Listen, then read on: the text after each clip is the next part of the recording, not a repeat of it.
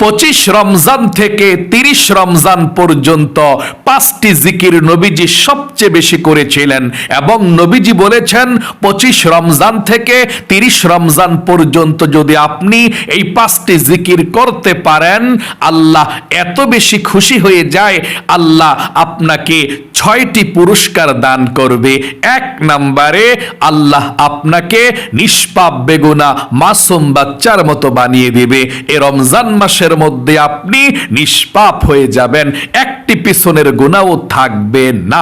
আল্লাহু আকবার। 2 নম্বরে আল্লাহ আপনার পরিবার সংসার থেকে অভাব অনটনগুলো দূর করে আল্লাহ রিজিক দিবে, ধন সম্পদ দিবে, টাকা পয়সা দিবে, চতুর্দিক থেকে রিজিক আসা আল্লাহ সহজ করে দিবে। আল্লাহু আকবার। 3 নম্বরে আল্লাহ আপনার বিপদ আপদ বালা মুসিবত দুঃখ কষ্টগুলো দূর করে আপনার জীবনটাকে আল্লাহ সুন্দর করে দিবে। 4 নম্বরে আল্লাহ আপনার প্রতি এত খুশি হয়ে যাবে, আল্লাহ আপনাকে জান্নাত দান করবে। 5 নম্বরে জান্নাতের শরবত আল্লাহ আপনাকে পান করাবে। 6 নম্বরে আল্লাহ তাআলা বিপদ আপদ বালা মুসিবত দুঃখ কষ্ট থেকে আপনাকে হেফাজত করবে। তাহলে অবশ্যই 25 রমজান থেকে 30 রমজান পর্যন্ত প্রতিদিন একবারের জন্য হলেও এই 5টি জিকির এবং দোয়া আপনি পাঠ করবেন। কপাল খুলে যাবে, আপনার ভাগ্যকে আল্লাহ পরিবর্তন করে দিবে। আপনি যা চাইবেন এই দোয়াগুলো পড়ে আল্লাহ তাই দিয়ে দিবে ইনশাআল্লাহ। তাই মনোযোগ সহকারে শুনবেন এবং 25 রমজান থেকে 30 রমজান পর্যন্ত নাজাতের শেষের 5 দিন অবশ্যই আপনারা এই দোয়া এবং জিকিরগুলো করবেন। প্রিয় দিনী ভাই এবং মহিলা মা ও বোনেরা, দেখতে দেখতে পবিত্র মাহে রমজান মাস শেষ হয়ে যাচ্ছে, আর মাত্র 5 দিন সময় বাকি আছে। আজকে 25 রমজান চলছে। আজ থেকে আপনি এই 5টি দোয়া এবং জিকির শেষ রমজান পর্যন্ত 5টি দিন পড়ুন। আল্লাহ রাব্বুল আলামিন এত খুশি হয়ে যাবে, আপনার জীবনের যৌবনের সমস্ত গুনাহগুলো আল্লাহ ক্ষমা করে আপনাকে শিশুর মতো নিষ্পাপ করে দিবে। আল্লাহু আকবার। এই পবিত্র মাহে রমজান মাস পাওয়ার পরেও যদি আপনি আল্লাহর কাছে আপনার গুনাহগুলো ক্ষমা চাইতে না পারেন, আর আল্লাহ আপনি ক্ষমা না করে আল্লাহ আপনাকে ক্ষমা করলো না, জিবরাইল বলেছেন, ইয়া রাসূলুল্লাহ, যে ব্যক্তি রমজান মাস পাইল এবং তার গুনাহগুলো ক্ষমা করাইতে পারলো না, সে ব্যক্তি ধ্বংস হয়ে যাক। নাউজুবিল্লাহ। নবী করিম সাল্লাল্লাহু আলাইহি ওয়াসাল্লাম বললেন আমিন, অর্থাৎ জিবরাইল বদদুয়া করেছেন, নবীজিও আমিন বলেছেন, তার সঙ্গে সঙ্গে কবুল হয়ে গিয়েছে। যে ব্যক্তি মাহে রমজান মাস পাইল, তার গুনাহগুলো ক্ষমা করাইতে পারলো না, সে ব্যক্তি ধ্বংস হয়ে যাবে। আপনি যদি ক্ষমা নাও পান এতদিন, 25 রমজান থেকে 30 রমজান পর্যন্ত এই 5টি জিকির যদি আপনি করতে পারেন, দোয়া যদি আপনি পাঠ করতে পারেন, আল্লাহ রাব্বুল আলামিন আপনার জীবনের যৌবনের গুনাহগুলো ক্ষমা করে দিবে। চলুন তাহলে এক্ষুনি আমরা জিকিরগুলো সম্পর্কে জেনে নেই। মজার বিষয় হলো, এই 5টি জিকির আপনি অজু থাকলেও পড়তে পারবেন, অজু না থাকলেও পড়তে পারবেন, দাঁড়িয়ে দাঁড়িয়ে হেঁটে হেঁটে বসে বসে যে কোনো ভাবে করতে পারেন, কোনো সমস্যা নেই। আল্লাহ রাব্বুল আলামিন পবিত্র কোরআনুল কারীমের মধ্যে বলেছেন, ইয়া আইয়ুহাল্লাযীনা আমানু যিকুরুল্লাহা যিকরান কাসীরা। আল্লাহ অন্য কোন ইবাদতের ক্ষেত্রে এমনটা বলেন নাই তোমরা বেশি বেশি করো, কিন্তু জিকিরের ব্যাপারে আল্লাহ রাব্বুল আলামিন বলেছেন তোমরা বেশি বেশি করে আল্লাহ রাব্বুল আলামিনের জিকির করো। এই জিকির করলে আল্লাহ খুশি হয়ে যায়। আল্লাহ রাব্বুল আলামিন বলেছেন, ফাযকুরুনি, তোমরা আমার জিকির করো, আযকুরুকুম, তোমরা বান্দা বান্দিরা যদি আমার জিকির করো, আমার স্মরণ করো, আমি আল্লাহ রাব্বুল আলামিনও তোমাদের জিকির করব, তোমাদের নাম উচ্চারণ করব, তোমাদের স্মরণ করব। সকলে বলি সুবহানাল্লাহ। আল্লাহর জিকির আপনাকে বেশি বেশি করতে হবে।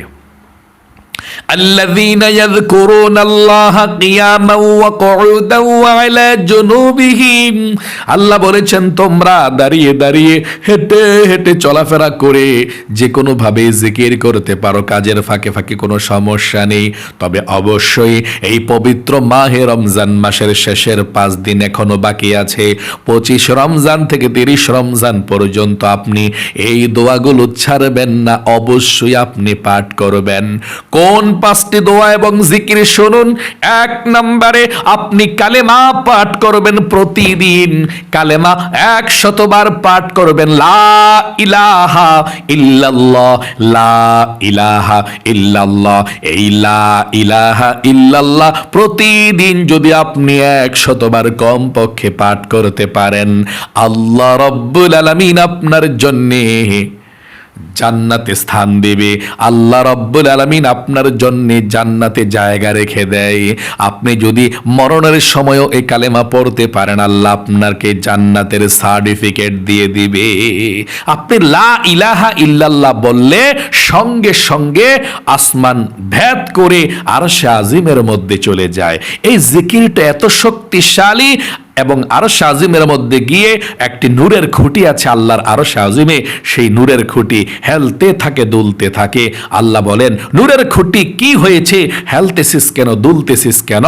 নূরের খুঁটি বলে, আল্লাহ জমিনের মধ্যে তোমার একজন গুনাহগার বান্দা বান্দি লা ইলাহা ইল্লাল্লাহর জিকির করেছে, আর সেই গুনাহগার বান্দা বান্দিকে এখনো পর্যন্ত তাদের গুনাহগুলো ক্ষমা করা হয় নাই। আমি কিভাবে স্থির হতে পারি? আমি স্থির হব না আল্লাহ তাদের গুনাহগুলো ক্ষমা না করলে। প্রিয় দিনী ভাই এবং মহিলা, মা ও বোনেরা, তখন আল্লাহ রাব্বুল আলামিন সেই নূরের খুঁটিকে বলে, রে নূরের খুঁটি, আমার বান্দা বান্দিরা কি আমাকে দেখেছে? না, আল্লাহ আপনাকে দেখে নাই। তাহলে কি জান্নাত জাহান্নাম দেখেছে? না, আল্লাহ দেখে নাই।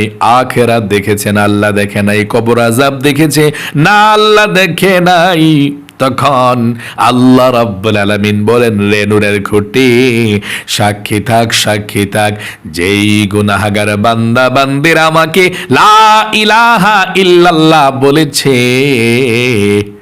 ওই গুনাহগার বান্দা বান্দির জীবনের যৌবনের গুনাহগুলো আমি আল্লাহ ধুয়ে মুছে ছাপ করে দিলাম। আল্লাহু আকবার। প্রিয় দিনী ভাই এবং মহিলা, মা ও বোনেরা, এই জন্য আপনি লা ইলাহা ইল্লাল্লাহ আপনি 100 বার কমপক্ষে দৈনিক পাঠ করবেন। রাতে পাঠ করতে পারলেও ভালো, দিনেও পড়বেন, রাতেও পড়বেন, যখনই সুযোগ পাবেন শুধু লা ইলাহা ইল্লাল্লাহ, লা ইলাহা ইল্লাল্লাহ, লা ইলাহা ইল্লাল্লাহ, লা ইলাহা ইল্লাল্লাহ, এভাবে 100 বার আপনি পাঠ করবেন। 100 বার পড়ার পরে একবার পুরাটা কালেমা এভাবে পড়বেন। আমার সঙ্গে বলুন, লা ইলাহা ইল্লাল্লাহু মুহাম্মাদুর রাসূলুল্লাহ সাল্লাল্লাহু আলাইহি সাল্লাম। তাহলে আপনি 1 নম্বরে 5টি জিকিরের মধ্যে লা ইলাহা ইল্লাল্লাহ 100 বার দৈনিক পড়বেন। আমার অনেক মহিলা মা বোনেরা এই লা ইলাহা ইল্লাল্লাহর খতম করে 1 লক্ষ বার, 1 লক্ষ বার হা করতে পারেন, কোনো সমস্যা নাই। যত গুড় তত মিষ্টি, যত আমল করবেন আল্লাহ রাব্বুল আলামিন তত সওয়াব আমল নামার মধ্যে লিখে দিবে। আর জীবন তো একটাই পেয়েছেন, এই জীবন আপনাকে অবশ্যই আখের গোছাতে হবে, মানে জান্নাতে যাওয়ার জন্য আল্লাহ রাব্বুল আলামিনকে খুশি করাতে হবে, নামাজ রোজা ঠিক করতে হবে, প্রত্যেকটা গুনাহগুলোকে ছেড়ে দিতে হবে। তাহলে অবশ্যই আপনি লা ইলাহা ইল্লাল্লাহর জিকির 100 বার করবেন দৈনিক। দিনে না পারলে রাতে করবেন এভাবে, লা ইলাহা ইল্লাল্লাহ, লা ইলাহা ইল্লাল্লাহ 100 বার পড়বেন। 2 নম্বরে আপনি ইস্তিগফার পাঠ করবেন 100 বার এভাবে, আস্তাগফিরুল্লাহ, আস্তাগফিরুল্লাহ, আস্তাগফিরুল্লাহ, এভাবে আপনি 100 বার ইস্তিগফার পাঠ করবেন। আল্লাহ রাব্বুল আলামিন বলেছেন আপনি যদি আস্তাগফিরুল্লাহ পাঠ করেন তাহলে আপনাকে আল্লাহ রাব্বুল আলামিন সঙ্গে সঙ্গে ক্ষমা করে দেবে, নিষ্পাপ বেগুনাহ মাসুম বানিয়ে দেবে, একটি গুনাহও আপনার জীবনে আর বাকি থাকবে না। তাহলে আপনি ইস্তিগফার অবশ্যই পাঠ করবেন। আস্তাগফিরুল্লাহ আস্তাগফিরুল্লাহ আস্তাগফিরুল্লাহ আস্তাগফিরুল্লাহ আস্তাগফিরুল্লাহ, এভাবে আপনি 100 বার পাঠ করবেন। 3 নম্বরে আপনি দুরূদ শরীফ, নবীজির প্রেম ভালোবাসা মনের মধ্যে নিয়ে দুরূদ শরীফ পাঠ করবেন। কোন দুরূদ শরীফ? যে কোনো দুরূদ শরীফ পড়তে পারেন, তবে ছোট দুরূদ শরীফ হচ্ছে এটা, আল্লাহুম্মা সাল্লি আলা মুহাম্মাদ ওয়া আলা আলি মুহাম্মাদ। এটাও একটা দুরূদ শরীফ। এর চেয়ে ছোট দুরূদ শরীফ হচ্ছে যেমন সাল্লাল্লাহু আলাইহি ওয়াসাল্লাম, সাল্লাল্লাহু আলাইহি ওয়াসাল্লাম। এভাবে আপনি দুরূদ শরীফ পাঠ করবেন। সাল্লাল্লাহু আলাইহি ওয়াসাল্লামও এই দুরূদ শরীফটা পড়লেও পারেন 105 বার দৈনিক। 4 নম্বরে লা হাওলা ওয়ালা কুওয়াতা ইল্লা বিল্লাহ, লা হাওলা ওয়ালা কুওয়াতা ইল্লা বিল্লাহ। এই লা হাওলা ওয়ালা কুওয়াতা ইল্লা বিল্লাহ এটা জান্নাতের গুপ্তধন। এই লা হাওলা ওয়ালা কুওয়াতা ইল্লা বিল্লাহ, লা হাওলা ওয়ালা কুওয়াতা ইল্লা বিল্লাহ, লা হাওলা ওয়ালা কুওয়াতা ইল্লা বিল্লাহ। 5 নম্বরে আপনি দোয়া ইউনুস পাঠ করবেন প্রতিদিন, যতটুকু পারেন পড়বেন, 100 বার পড়তে চেষ্টা করবেন। যতক্ষণ দোয়া ইউনুস পড়বেন ততক্ষণ কোরআন পড়ার সওয়াব আল্লাহ রাব্বুল আলামিন আমলনামার মধ্যে লিখে দিবে। আল্লাহু আকবার। এই জন্য আপনি দোয়া ইউনুসটা পাঠ করবেন, যতবার পারেন ততবার পড়বেন, যদি পারেন 100 বার। মাছের পেট থেকে ইউনুস নবীকে এই দোয়ার মাধ্যমে আল্লাহ বের করে দিয়েছে। এই দোয়াটি পাঠ করার কারণে মাছ তাকে হজম করতে পারে নাই, মাছ তাকে মেরে ফেলতে পারে নাই। মাছের পেটের মধ্যেও আল্লাহ রাব্বুল আলামিন তাকে হেফাজত করেছে এবং সুস্থ অবস্থায় দুনিয়ার মধ্যে দিয়ে দিয়েছে আবার। আল্লাহু আকবার। এবং আল্লাহ বলেন ওয়া কাযালিকা নুনজিল মুমিনিন। শুধু ইউনুস নয়, যত মানুষ বিপদের মধ্যে পড়বে তারা যদি এই দোয়াটি পাঠ করে আমি আল্লাহ তাদেরকেও সাহায্য করব। বিপদ আপদ সব দুঃখ কষ্ট আল্লাহ দূর করে দিবে। আপনি দোয়া ইউনুস পড়বেন প্রতিদিন কমপক্ষে 100 বার এভাবে, লা ইলাহা ইল্লা আনতা সুবহানাকা ইন্নী কুনতু মিনাজ জালিমিন।